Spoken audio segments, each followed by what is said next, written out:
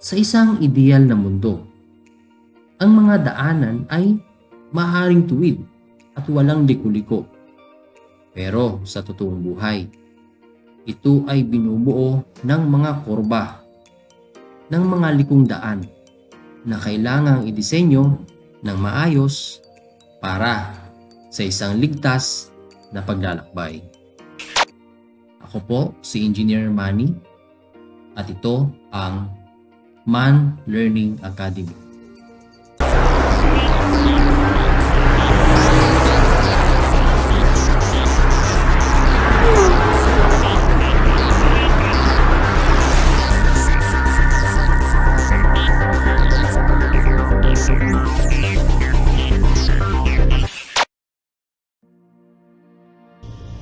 Ito ang isang example ng table ng curve alignment. So makikita natin, ito yung ating mga PI, then ito yung ating radius ng curve. Yan. Ito naman yung length ng curve. At ito naman yung chord direction. Then ito naman ang start point tsaka end point ng ating chord.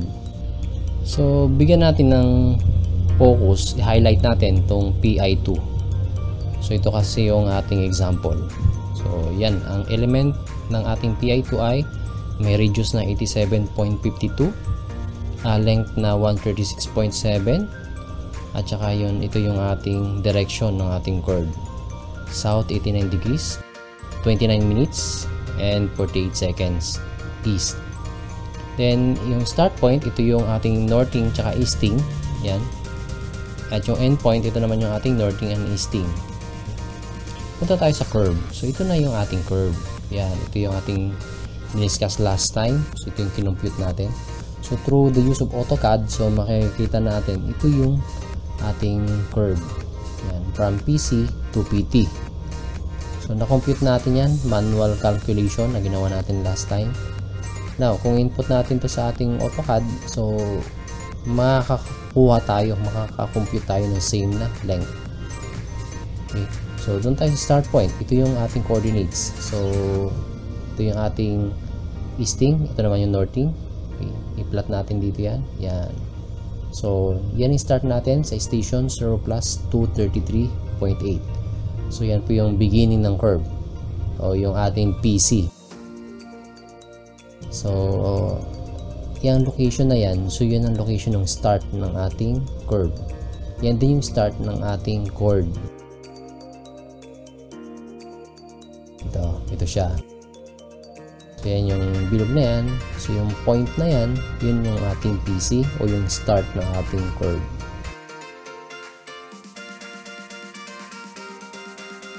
So ito yan. So ito yung ating coordinates. Pag in-input mo sa AutoCAD yung coordinate na yan, so doon tayo tuturo. So input natin tong coordinate na to sa ating AutoCAD. So yung X and Y coordinates. So yung X, so yan yung ating easting. Yung Y, yung ating northing. Okay, so ito na. So, hanapin natin yung coordinate na to.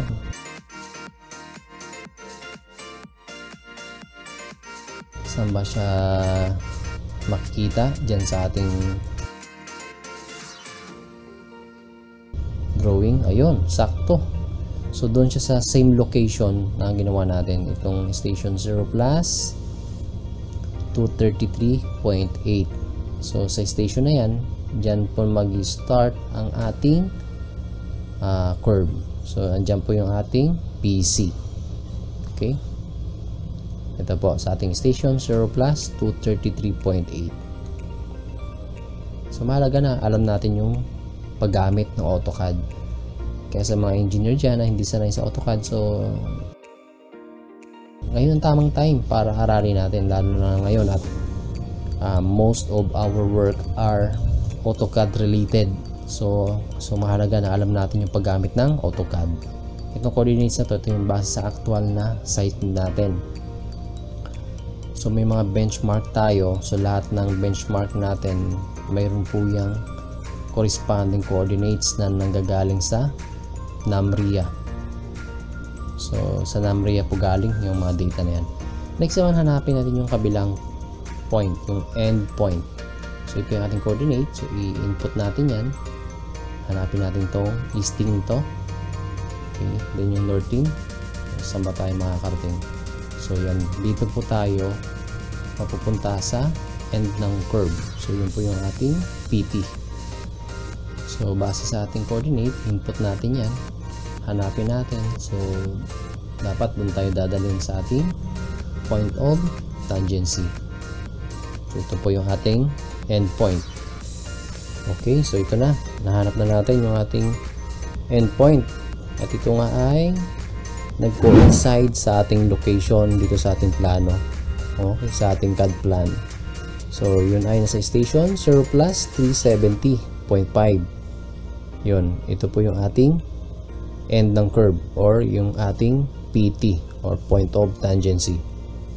So ang length ng curve na yan, kung susukatin natin is 136.7 based sa radius na 87.52.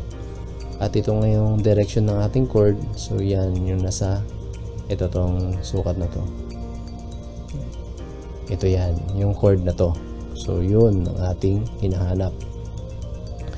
Okay, so yan, i-plot na natin sa gamit ng AutoCAD. So malaking bagay pag alam natin yung paggamit ng AutoCAD.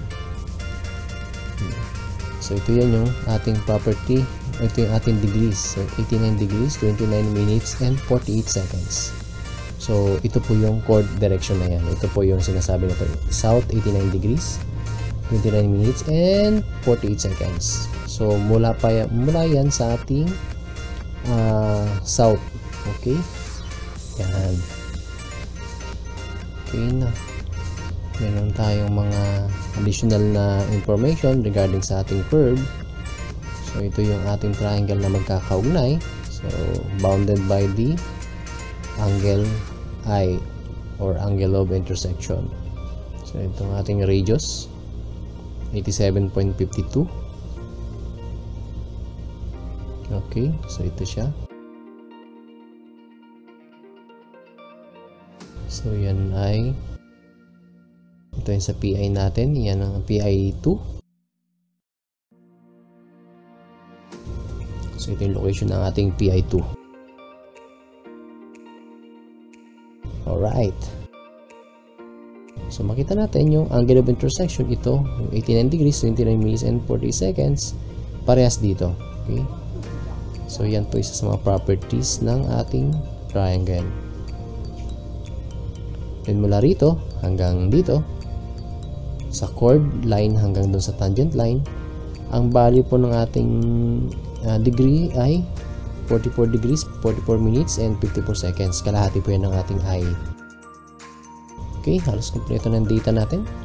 Then ito naman yung ibang curve. So ito yung isang curve. Yan. Nakukulik sa ating pangalawang curve. Yan. Tuloy-tuloy tayo, straight ng kalsada, then another curve. So ito po yan. So may separate po na mga elemento yung mga curve na yan. So nakapokus tayo sa curve number 2. So na mayroong PI number 2. Ito po yun. Ito yung ating mga data or information na kailangan i-plot sa site. Okay? So kung marunong kayo gumamit ng AutoCAD, so napakasimple lang po nito. So input nyo lang po doon yung coordinates. Yan.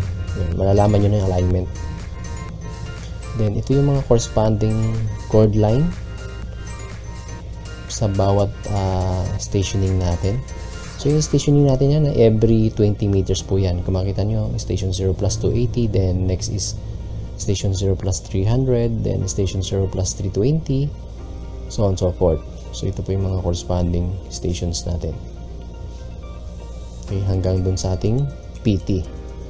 Yung station 0 plus 370.5. So yan po yun. Okay.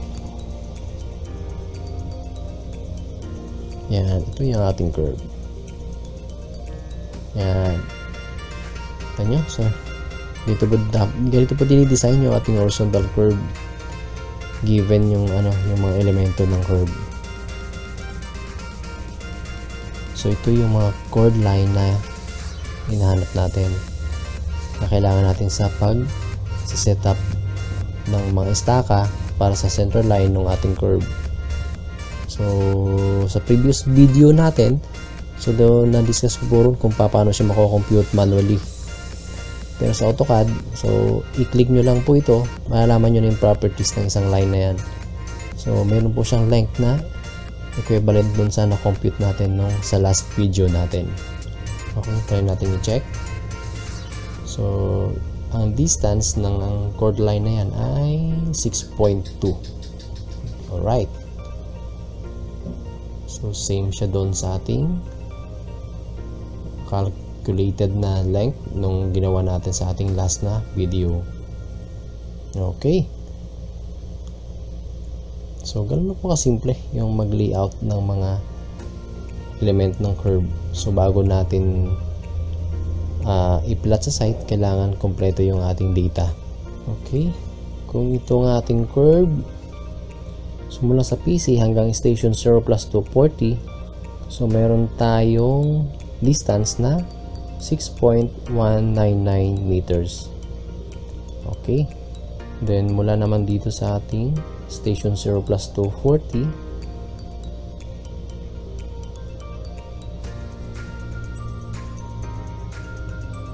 hanggang dito sa ating station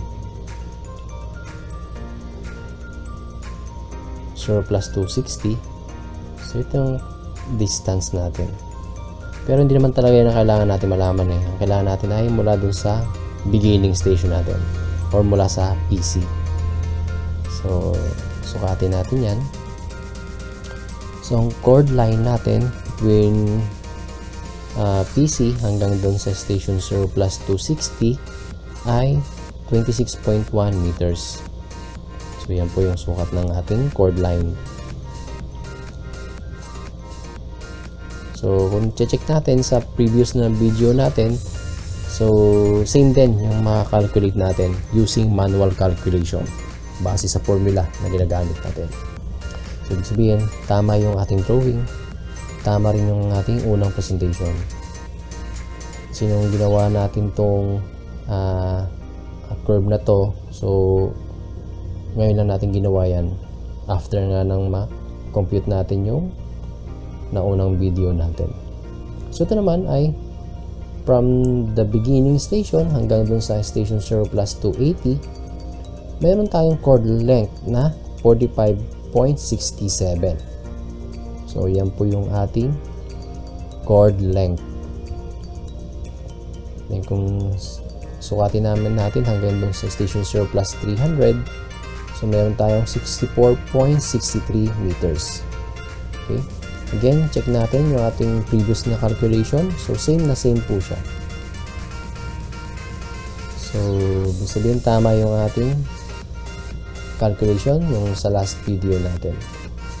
Kasi pag pinlat mo siya dito sa AutoCAD, so madali po nating ma-check kung tama o mali yung ating ginawa. So yung chord length na to, so meron siyang 64.63 meters na length. So sa mga hindi pa nakakanood ng ating previous na video na related po dito, so nasa baba po ang link. So para po mapag-aralan din po natin yon. Mayroong may dagdag na kalaman sa inyo. Okay, for station 0 plus 320, so meron tayong 82.76 meters na chord length. Okay, so sundan nyo lang yung link sa baba. So nandun po yung ating previous na video regarding dito sa ating curve. Okay, then hanggang doon sa station 0 plus 340,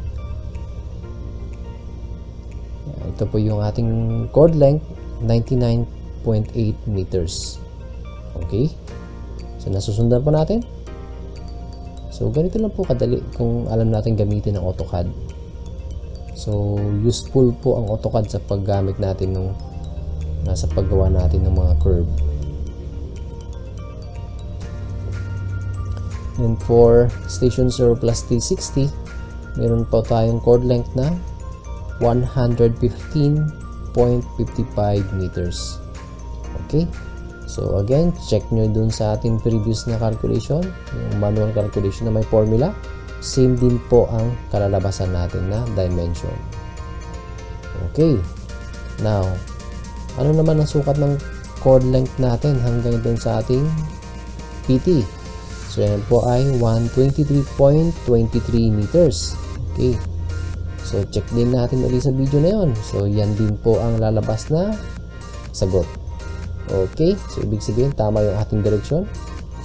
Yan. Okay. So, itong mga chord length na to, ito yung mga kailangan natin pa magsiset up tayo ng instrumento at para malaman natin yung actual na location sa site ng ating mga central line na to, na yung mga stationing na to. Yan, itong mga to. Itong mga chord line na to ang ating kailangan. At saka yung previously calculated natin na mga degrees. Yan. Okay. So, yung na-calculate natin last time na deflection angles, dito po yan natin magagamit. Okay. Deflection angles, saka itong ating mga chord length, makukompute na natin at may ipa-plot sa site yung ating mga estaka para sa central line ng ating mga curve. Now, base dito sa ating curve na naka-plot sa ating AutoCAD, madali nating makikita yung mga coordinates ng ating mga stations na yan. Okay, so yung gagawin na natin, i-click mo lang yan, check mo yung properties nung ating properties dito sa ating AutoCAD, din lalabas na po yung ating coordinates. So nakita natin yung kaugnayan ng tatlong puntos na to, yung mula sa PI papunta sa PC, papunta sa PT, then yung relationship ng ating long chord dito sa ating mga radius ng ating arc o ng circle, yun yung magkakaugnay. Kaya nga mula sa ating point of curvature sa point na to, so ito po yung ating length ng tangent line hanggang sa PI number 2. Okay, so yun po yung ating length ng tangent line. Ito naman ang mga chord length natin bawat station na mahalaga nating malaman. Yan ang ating mga chord length. Okay,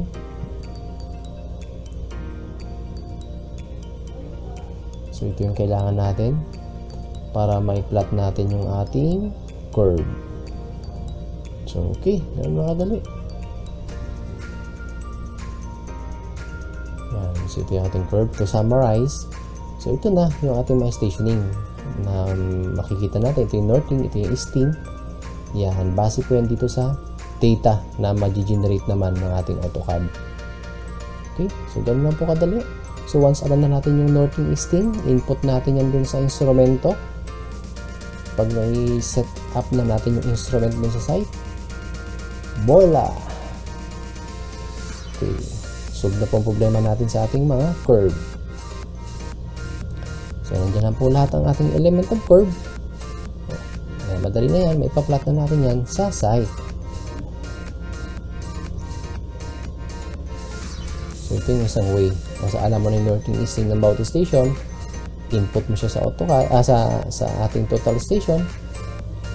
Yun, mandi-determine natin kung saan yung ating mga puntos na yan. So, titingnan natin. So, ito yung ating curve. Ayan, mula sa station 0 plus 240.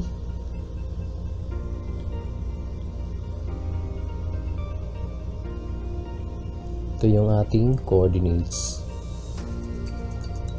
And then sa 260, ito yung ating mga coordinates. Alright, so ganun kadali.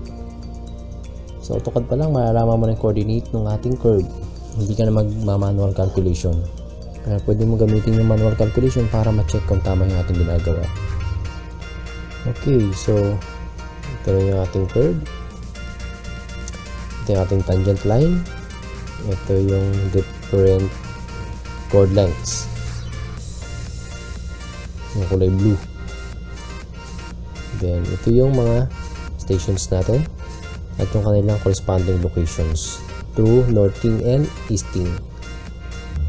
Alright, Siya nga pala, ang gamit natin na total station ay South NTS-332R5. So far sa paggamit natin ay okay naman siya. So wala naman tayo naging problema. So kailangan nating i-set up ang instrumento sa ating known na benchmark. In this case, ako I prefer na i-set up ang instrumento dito sa PC. Then backside tayo sa PI or sa PT kung ano man ang meron tayong data. So for this example, so backside tayo sa PI or PI2. Okay, then set natin yung coordinate ng dalawang puntos na yan na given naman. So may coordinate yung ating PC, may coordinate din yung ating PI. So set up natin yung kanilang coordinates. Then after ma-set up yung kanilang coordinates, then given naman yung data natin sa bawat station, yun, madidetermine na natin sa site yung actual na location ng bawat puntos na yan. Okay?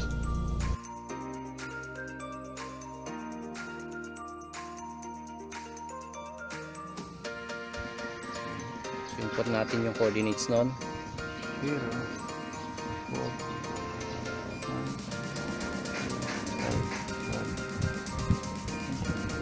So 100 lang. Okay, enter. So yan yung hanapin natin. Mas pakisulat nito sana.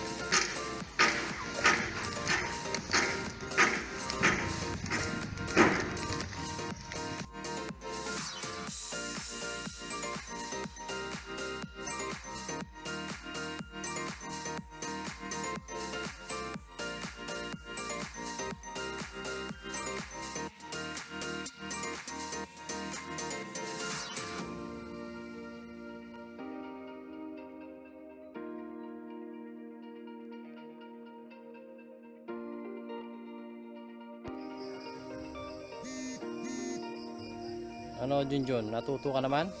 May natutunan ka ngayong araw?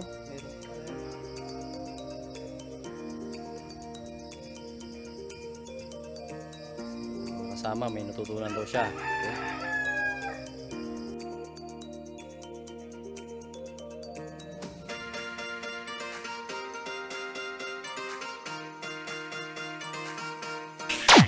Let's learn now to earn later. Kung sakali na mayroon kayong mga tanong, mag-iwan lamang kayo ng mensahe dito sa baba. Susubukan ko pong sagutin yan sa abot ng aking makakaya. Okay po? Maraming salamat!